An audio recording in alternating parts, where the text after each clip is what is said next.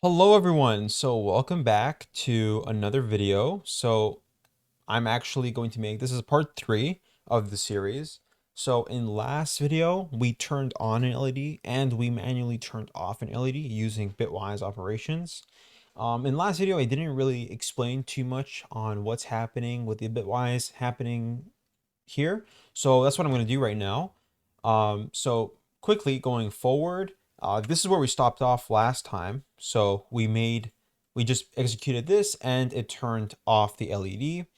And what you're seeing now is hopefully what we can achieve by the end of this video.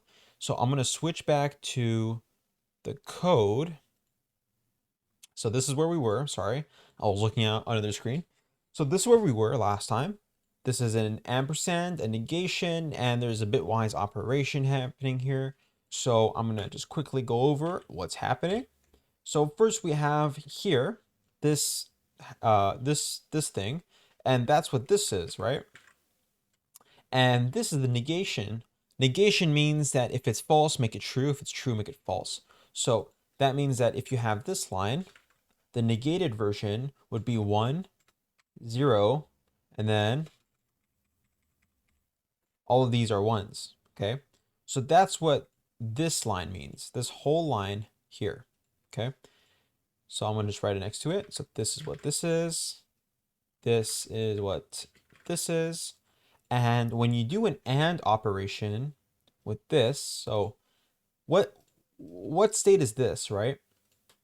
When you do this, this is what this was. So if I bring this again,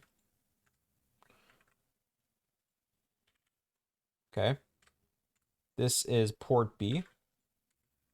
If you do an AND operation, so you'll see that the result is actually 1 and 0 is 0, 0 and 1 is 0, and so on and so forth. And so it just clears that whole part. That's why the LED turns off. Okay, so that's the operations happening. So this is an AND operation. This was an OR operation. So that's what the AND does. Okay, so now that we've explained that, I want to tell you what we're going to do in this video. So in this video, as you saw, we want to make an LED blink. So what you would usually do on Arduino's framework is you have, your port B, you turn it on, and you add a delay. So in the AVR's delay, so I added this library before. So this is the utilities file, and inside that file you have delay.h, and this just adds a blocking delay, milliseconds, and you add 1,000 milliseconds. This is a blocking delay of 1,000. So this means that it keeps this state for 1,000 milliseconds, and then we can just copy this after that, and it keeps this state for another 1,000 milliseconds. So I'm gonna just upload this. I'm gonna just switch my camera. So I'm just gonna press upload, and I'm gonna switch. So it's already blinking right now, but right now it's uploading. And there you go. So you see, it's just blinking. But what is the problem with this, right? If I go back to the code, what is the problem with this? The problem is that this is blocking code. This line of code for 1,000 milliseconds, which is many ticks, nothing is executed, okay? There is no other tasks that are being executed. Now, if your project is specifically just to turn on a light, then this is fine, right? This is okay. You can do this if your project only has just wants to blink. So this is blocking, and so is this line of code. But in Arduino, you may have heard of something called millis. Okay, millis is the milliseconds since your microcontroller turned on. This is a function call which calls a function somewhere, and it returns a value in milliseconds. So let's say I turn on the microcontroller and I do, for example, serial like print, and I print milliseconds like that, and I just do this. If I run this, In the serial monitor, you'll see the value from 0 and it goes up to, whatever number that is, right? But you'll see that if you look at the greatest number, like this number here, you'll see it'll just increment every second. But in this video, we're going to go even further than implementing millis. We will implement our own millis. Hey, what does that mean? Well, that means that we're going to physically go in the registers. We will start manipulating registers. We're going to go through the data sheet. We're going to initialize our own counter with our own timer. And we're going to create a function that returns the milliseconds. And it works better than the millis from Arduino. So let's get that to work. Okay. So I'm just going to remove this. And before we continue, so we have nothing to do in the main, I want us to go to the source file on the left side. So go here, right click and press new file. In here, press system file. So I'm going to write sysTime.c. So sysTime.c. And I'm just going to go back to the main and I'm just going to copy from interrupt and above. I'm going to copy that. I'm going to paste it here. And you don't really need the Boolean. Okay. You could include it, but there's no need. But you definitely need interrupt and the standard library here. And we'll also keep this input output. All right. So what is the first thing we're going to create here? Well, we have to initialize the system time. And I'm going to be honest right now. Some of the hardest things you'll do in the beginning when you're programming in bare metal is simply initializing systems. So initializing protocols, initializing sensors, initializing timers. These are the challenges you'll face in the beginning because you have to go through the data sheet and actually learn how to read the data sheet. And I'll do that in this video, by the way. So what I'll do is I'll just create a void and we're going to call it systemTime_init, which just stands for initialize. You can call this whatever you want, but just keep it straightforward. Okay. And in this, we're going to initialize our timer. Now, when it comes to bare metal, I'm going to bring out our pinout, or maybe I'm going to just bring out the data sheet later on, is that you need, whenever you're talking about timers, you need the waveform settings, you need prescalers, and a method of calling interrupts. Okay, you need these three. And the reason why you need these three is because you have to tell the microcontroller what it has to do in order to do what you want. And there's a lot of different types of waveforms. And what I mean by waveform is, well, your microcontroller actually has a waveform generator inside of it, right? That's how you get that pulse width modulation. And as you may have guessed, we will be needing a pin with pulse width modulation.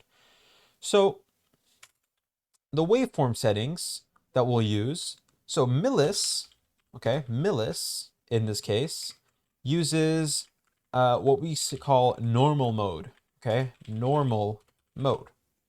Now, normal mode in PWM and microcontrollers is just a type of signal. I'm going to bring the data sheet here and I'm just going to go up like this. So you see this documentation goes through fast PWM mode. It has phase corrected PWM mode, clear timer, and right here, normal mode. So it says the simplest mode of operation. I'm going to zoom in so you see better. It says the simplest mode of operation is the normal mode. And we're giving this setting. And you might be asking yourself, hey, what is this setting? Well, that's the waveform. You see, it stands for waveform generation mode. Okay. In this mode, the counting direction is always up, incrementing, and no counter clear is performed. The counter simply overruns when it passes its maximum 8-bit value. So what is the maximum 8-bit value? A maximum 8-bit value is 2 to the 8, right? 2 to the 8. What is 2 to the 8? It's 256. Now, when it comes to microcontrollers, it counts from 0 to 255. So that means that it's inclusive. 0 is inclusive. That's 256 ticks. On the 255th, it what we call overflows. It overflows and overruns back to 0. Okay, so if you were to consider this as your timer, well, you're going to see the problem right away. Is that in 1,000 milliseconds, right? You need 4 times 250 milliseconds. Okay, but the problem we have here is this extra 6. There's actually an extra 6 happening here, right? That's why when you do 6 milliseconds times 4, well, you get 24 milliseconds. So what does that mean? What is this extra 24 milliseconds? That means when you're doing millis, okay, when you're doing, actually I'm going to keep that, that's pretty important. When you're doing millis on Arduino, as far as I'm concerned, or I'm aware, is that if it runs in normal mode, that means that for each second, quote unquote, you're actually getting 1,024 milliseconds. Okay? You're getting 1,024 milliseconds. No, wrong. We don't want this. This is not good. Why is this not good? Well, imagine you're working in a project that requires a millis function, but it's several hours long. Well, you're going to see that over time, when you're going to come back to it, it's not actually counting exactly 1 second. It's counting 1,024 milliseconds, and that accumulates over time. So what we need to do is we need to make a sort of system time, such that the overflow value is not 255, it's 249, because from 0 to 249 gives 250. And if we multiply this by 4, that gives us 1,000 milliseconds on the dot. Okay. So this times 4 is equal to 1,000 milliseconds. I hope I was clear. It's a bit more abstract. It's a bit more in depth, this video. I should probably put a warning, but I'm trying to make it as easy to understand as possible. So in millis normal mode means that it automatically triggers an interrupt when the counter overflows. So you have no control over what this value is. It automatically does it when it reaches 255. When it reaches 255, on the next tick, it overflows. It increases some sort of variable, and the total after 1 second is 1024. But if we use, instead of normal mode, what we could use is CTC mode. Now, what do you do with CTC mode? This is the beauty of CTC mode. CTC mode actually lets you have the value you want. So instead of it being an automatic 255, we can specifically initialize this to 249. And it compares whatever the current variable that's incrementing to this variable. And if it's true, it will cause the counter to increment, and that will give us a perfect 1,000 milliseconds. So I'm not sure if we'll even be able to blink the LED by the end of this video. I hopefully can, but it might be a very, very long video. I'm going to assume it might be something around half an hour, but it's going to be good. Okay, it's going to be fun. We're going to do this nice and relax. Okay, so now that we got the theory out of the way, how do you actually do this? So I'm going to just take this and I'm just going to just get rid of it. Actually, I'll just write it underneath in case you just need it as a reference. So the first step is to create your waveforms, okay? So we said that we wanted to make it in CTC mode. So what is CTC mode? So CTC mode means clear time on compare. It sounds exactly like what I just explained. It clears the timer, so it clears it back to 0. Whenever it compares, and if that comparison is true, it will clear. So what I'll do is I'll just go to the data sheet, here. So this is the data sheet. And if I go on this section, so this is page 79, section 14.7.2, clear timer on compare match mode. And this is what it looks like. They have a little diagram showing you, what it does. And it says that you need to put your waveform generation mode to 2. So this means that waveform generation bits number 0, 1, and 2 have to be set in mode number 2. And this is the register which it compares with. Okay, so I'm going to scroll down to where they have the tables. Okay, and the table that we want is this table. So it says waveform generation mode bit description. And remember, above it said put it in mode number 2. Boom, mode number 2. And we have waveform generation 02, 01, and 00, and it even tells you what bits to set it at. And look, it even says that it's CTC mode, and this is the comparison pin. Great. So what do? I'll bring this to the side.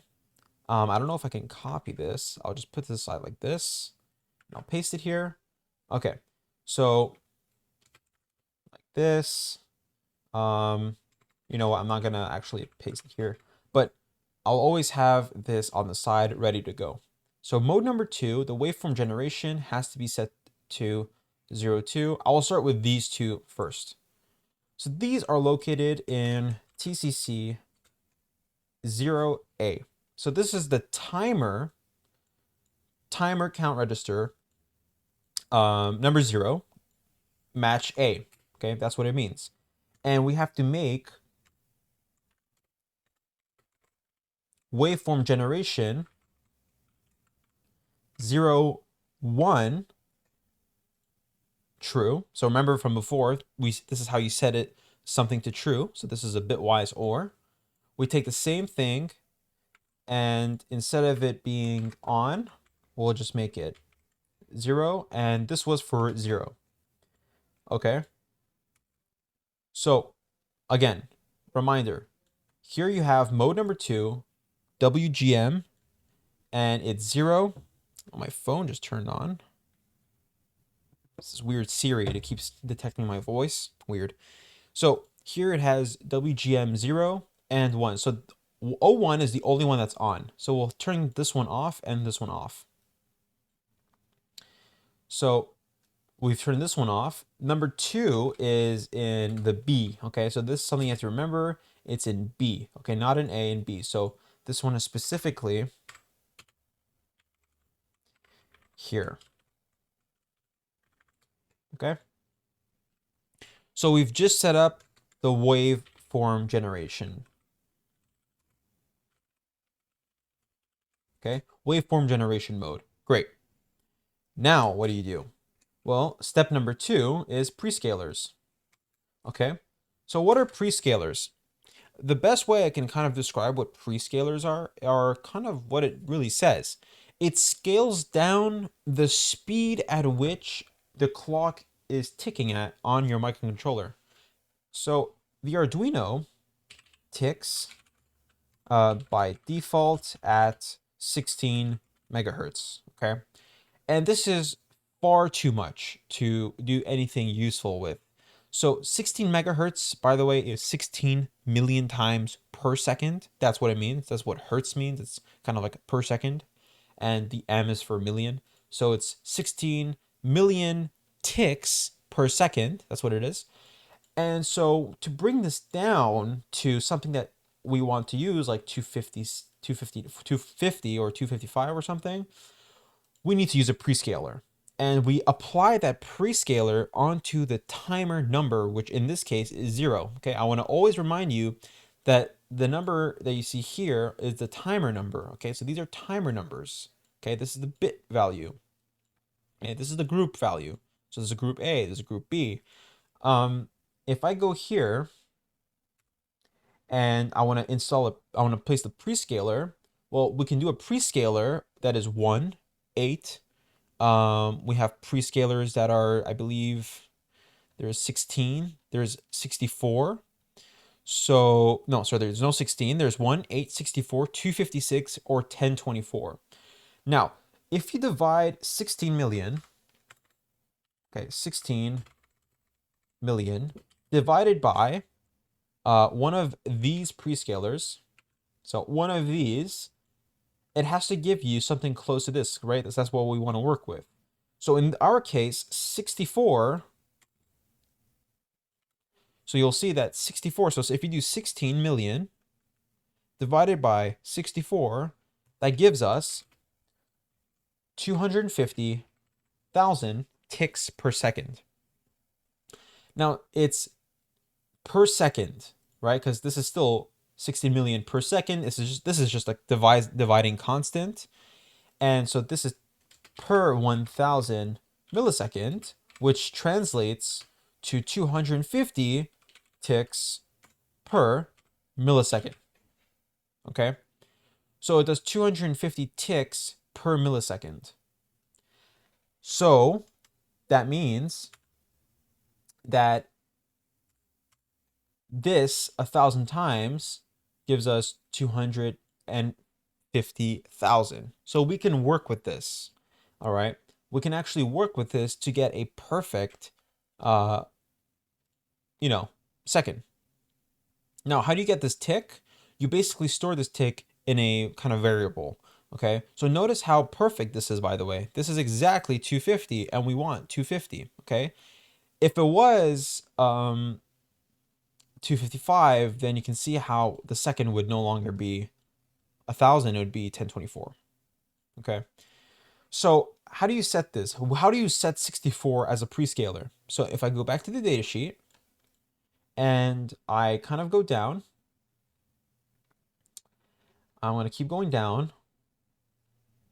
You'll get to this table. Okay. And in this table, you have these registers. You have CS02, CS01, CS00, and the first one has no clock source, so there's no clock thing that happening. This one is no prescaling, so you're dividing it by 1. So the output of this is 16 million ticks per second. Here you have 8. Here you have 64. And you see it's just a binary table. So at the end, you're just going to get 1, 1, 1. But what we want is 64. Okay. So 64 is the clock divided by 64 from prescaler. And it's telling us that we have to, I'm just going to kind of turn this way, turn CS01 to true, CS00 to 1. So I'm going to go here. I'm going to write TCC. And I want to remind you that the prescalars are located in group number B. Okay. So that's something very important to remind you guys, that prescalars are located in this group. Okay. And there are 2 that are true. So we're going to do or equal to 1 CS 01. And same thing, CS00. Okay. Now 02 is turned off. So we're going to do that as well so that we're consistent. And I'm writing this all line by line, by the way. You might have noticed that I've written these 2 line by line. It's just to keep things simple, to understand what I'm doing for each line. We want to turn it off, so we're going to do CS02. Great. So this is our prescaler, and we can say prescaler set to 2. Okay? Oh, sorry, not to 2. 64. 64. I was thinking of this value. It's prescaler set to 64. So now that that's done, what do we do next? So the next thing you want to do is to call the interrupt. Now, this is compare on output mode, right? We want to compare on output. What are we comparing it to? If I go back to here and I go back up, here it says top OCRA. And if I go even further up, if we go back to CTC mode, this, right here, it says, I'm going to make this full screen. Phase correct generation, repeatedly top to bottom, defined when this and this. Okay, so you see, it compares here and here. Okay, so it compares with A, OCR 0A. OCR 0A is where is it? Do you guys see it? Oh, here it is. So that's PD6.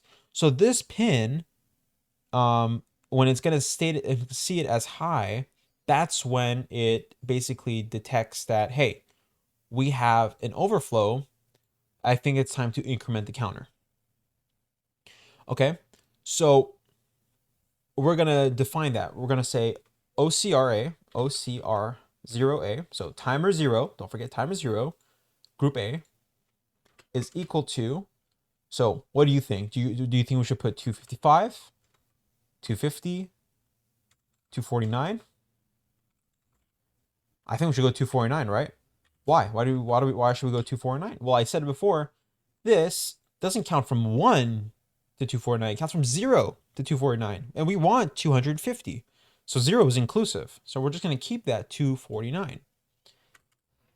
How do you call the interrupt? Now, side note, what is an interrupt? An interrupt, as the name suggests, interrupts the current program. Okay, so it pauses the current program, goes to the side, executes whatever task it has to do, comes back to its original position, and continues the original program. So that's what an interrupt is. It's like someone calling you when you're working, and you go check out what they do and what they're asking for, and you come back to work. So that's an interrupt. Oh, sorry, you might hear my bird chirp in the back. He is a little loud, but I hope you can survive through that. So that is the description of an interrupt. So how do you actually call that interrupt? So this one is kind of unique. It basically, you have to access a register called timer counter interrupt mask register 0. So this is a register where when it's true, it sends that signal, it calls an interrupt. So we want to compare this to 1 OC 0A. So what is this, right? There's always going to be a lot of new things, by the way, so don't be overwhelmed. But over time, you're going to be very comfortable with this. So what is this, right? That just means it's going to output compare match A interrupt enable. So this will enable the interrupt. This is what actually will be called when this is true. Okay, so this is automatically comparing with this in order to, run this.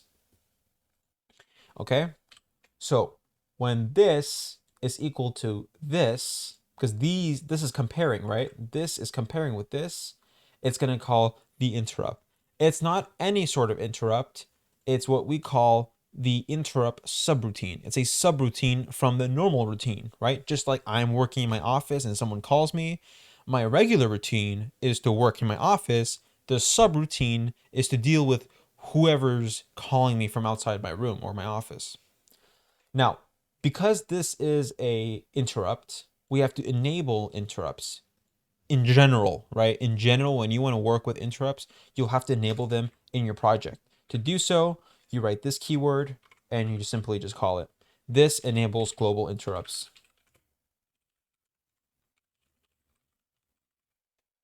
Okay, so waveform generation, prescaler, we defined our own overflow, right?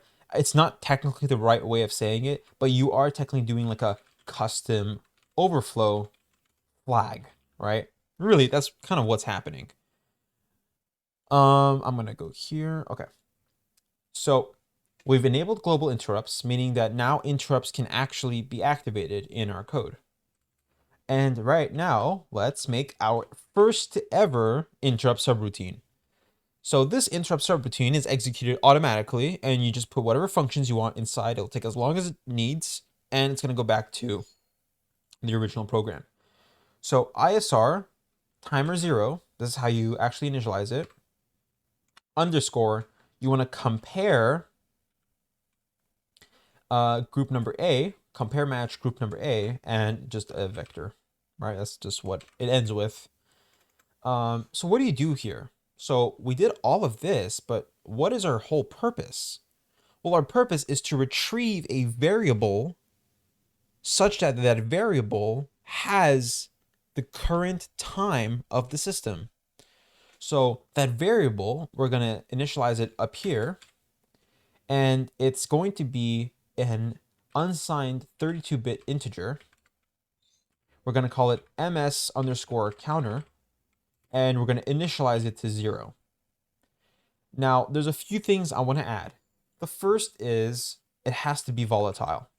And volatile is a keyword that means that, hey, Arduino or programmer, whatever, don't optimize this variable. I don't want you to start optimizing this variable because this variable is constantly changing every single tick. Like every single tick, like there might be a change occurring on this variable. Essentially what I'm saying is that this variable is tick dependent, right?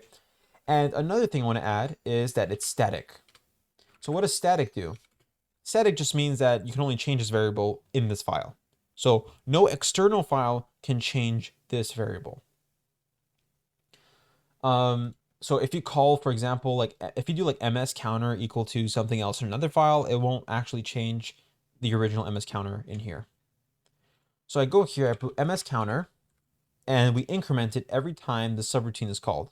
So we could do the either the old-fashioned way with you have this and you do like +1, right? That's one way of doing it, but preferably plus plus. It's always a way to go. Okay, so now that we have this, how do you retrieve this value? Because you can't call this. You can never call ISRs, right? And you can't really retrieve it like this, and this is a static. So you just make a void you do a return function, right? This is an unsigned 32-bit integer. So we want to return the same unsigned 32-bit integer. It's going to be system time, okay? And it's going to basically just return this. The proper way of doing it is you initialize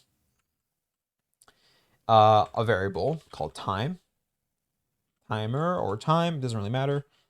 And when you do that, you can't simply just say time, like I'm going to just write it, I'm going to do like time is equal to ms counter, return time, right? Now you may look at this and be like, hey, this looks like it's fine, but because we're working with individual ticks, it's possible that when you're calling this from one line to another, the tick changes. So the return value you get is not the right time. So what do? So when you do this, you want to actually stop all interrupts. So by doing so, but you have to do this, okay? This is what you call. So this will stop all interrupts. Only for this line, by the way. So it will stop it here. You retrieve the value you want, and you activate it again. That's the best way you can handle this, okay? That's one of the best ways. So this will activate, so it will start all interrupts, and this will stop all interrupts. So during this period of time, when it's saving, there is not a chance such that the ms counter is actually changing in value. So this will let you actually get the proper time. And that's it. What we've done now is we've essentially just created our own millis function, right? In Arduino, the only thing is like this is millis. And we've made it in such a way that we get exactly 1,000 milliseconds. So the system actually understands what 1 second means in hardware time. Okay? So let's actually just create the header file for this. So this is not too bad. If you've already dealt with header files, all you have to do is just initialize and call your functions in the header file. So I'll go on the left-hand side, press new file. It has to be the same name, but it's a header file, so it's .h. And on the very top, you do if it's not defined, so if not defined, you define it. And then at the end of the file, you end the definition. Okay, so this is how it works. You just, if it's not defined, it defines it and ends the definition. And what you put in here is simply call to those functions. These are the definitions of your functions. And it's just your functions, but it's not like there's no actual function meaning here. Okay, and you may have noticed that this is red. What you do is you just include the standard integer file from the standard library. Okay, so this is our header file. So what we've done is we just take our void function and the other unsigned integer 32-bit function, and you just define them here. Okay, so I'm gonna just go over this one more time. I'm gonna look through it just to see if there's any typos, any mistakes. This is all B's, that's good. This looks good. Yeah, everything looks good here. I can't see anything. You could make this volatile. Yeah, you could do that. I won't do it for now, just so that it's just a simple basic variable. And then what I'm gonna do is I'm gonna go to the main and let's finally blink this LED. Wait a minute, how do you blink this LED? Using system time. Well, let's go up here and let's just initialize a variable called last time.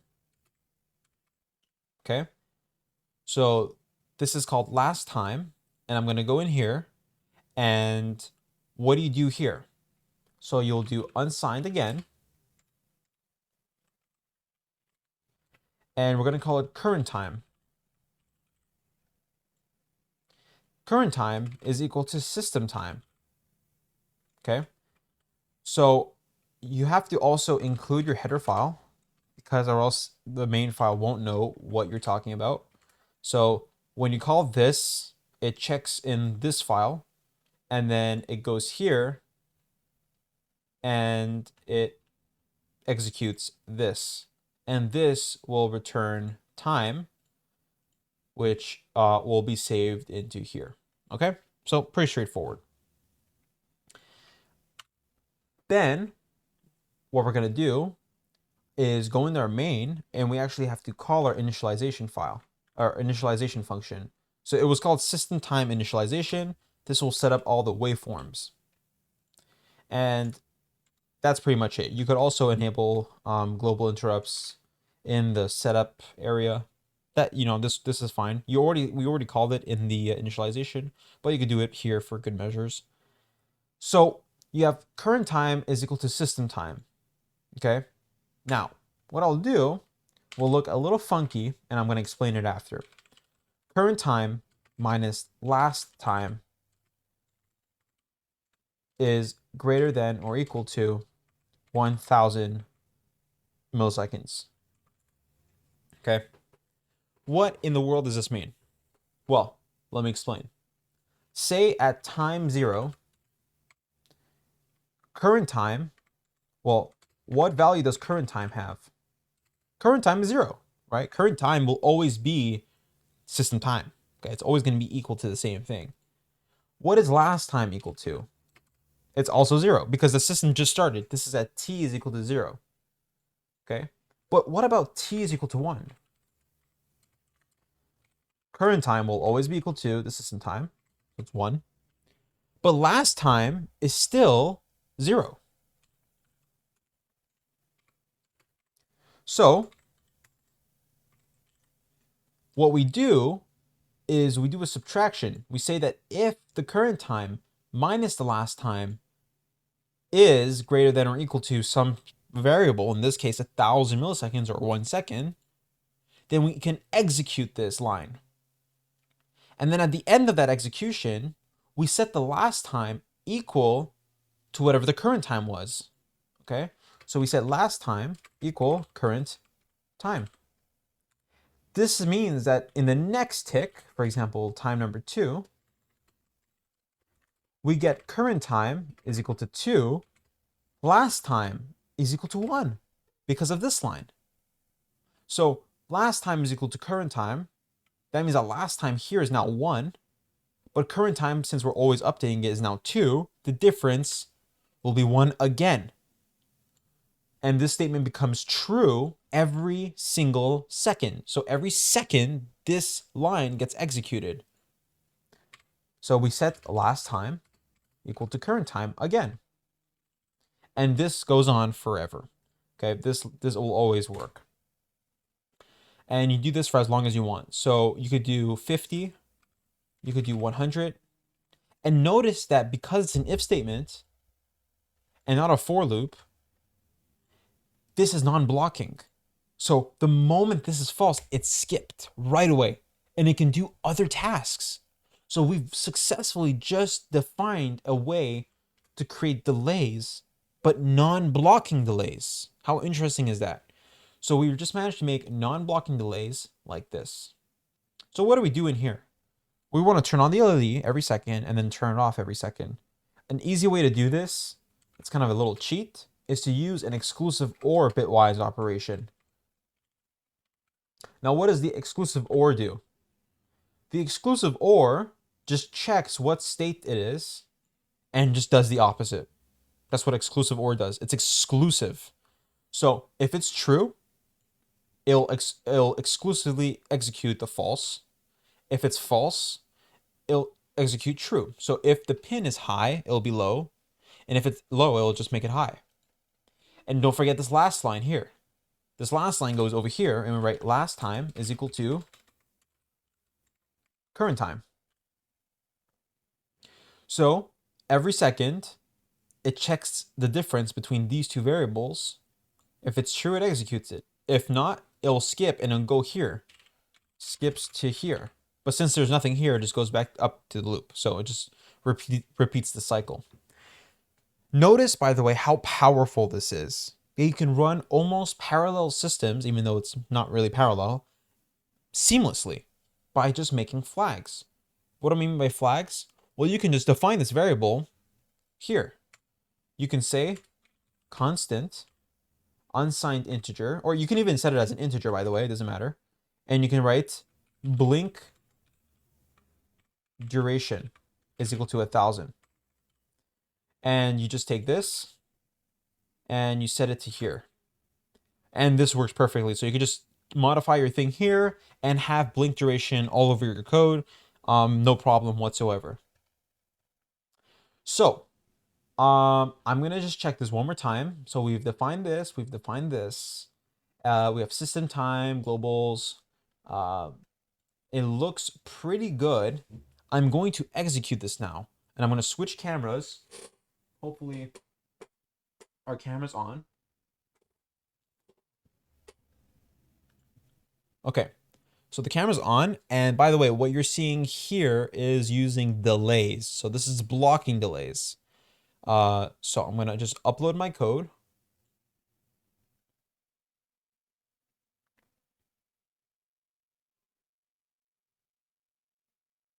There you go.